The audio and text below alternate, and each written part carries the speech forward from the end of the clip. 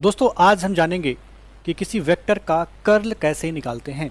तो ध्यान रखना मेरे शब्दों पर कि मैंने कहा किसी वेक्टर का कर्ल यानी स्केलर का कर्ल नहीं निकाला जाता, सिर्फ वेक्टर का ही कर्ल निकालते हैं। और वेक्टर का कर्ल कैसे निकालते हैं? Curl of F. Curl of F कैसे निकाला जाता है? तो इस तरह से साड़ी बनाएंगे आई जे और के। थोड़ा स्पेस लेकर के लिखोगे क्योंकि इनको लिखना होता है। यहां पर सबसे पहले क्या लिखेंगे? Del by del X. Curl of F का मतलब होता है नेबला क्रॉस एफ।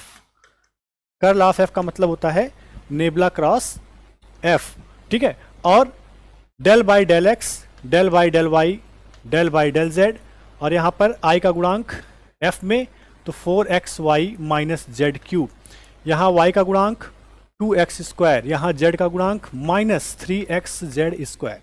ये ध्यान रखना, चिन्ह सहित गुणांकों को लिखा जाता है। अब यहाँ पर हम सॉल्व करते हैं जैसे हम सारणिक को सॉल्व करते हैं। तो i के गुणांक में यहाँ डेल y और इसके साथ ऑपरेट होगा, ये ध्यान रखना, गुणा नहीं होगा, ऑपरेट होगा। माइनस साइन पहले से है तो माइनस लग जाएगा। और y के रिस्पेक्ट में डिफ्रेंशिएट करेंगे इसको, इसमें y है ही नहीं, पार्सली डिफ्रेंशिएट किया जा रहा है तो y है नहीं, बाकी सब कांस्टेंट माने जाएंगे इसलिए 0। फिर माइनस फार्मूले में होता है और इसको z के रिस्पेक्ट में डिफ्रेंशिएट किया जाएगा तो यहाँ तो z है ही नहीं, z के रिस्पेक्ट में पार्सली डिफ्रेंशिएट करेंगे तो फिर से 0 और माइनस j।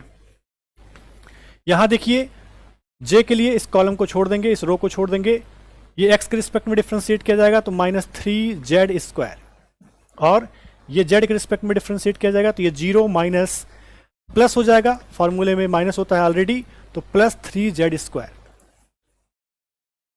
3z square. और इसी तरह से k के लिए क्या बनेगा?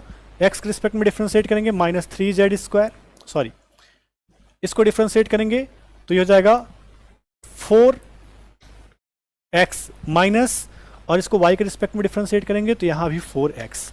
और आप देख पा रहे हैं ये 0 ऑलरेडी है, ये भी 0 हो गया कट के, ये भी 0 हो गया, कुल मिला के 0i 0j और 0k, और इसको हम कहते हैं जीरो वेक्टर।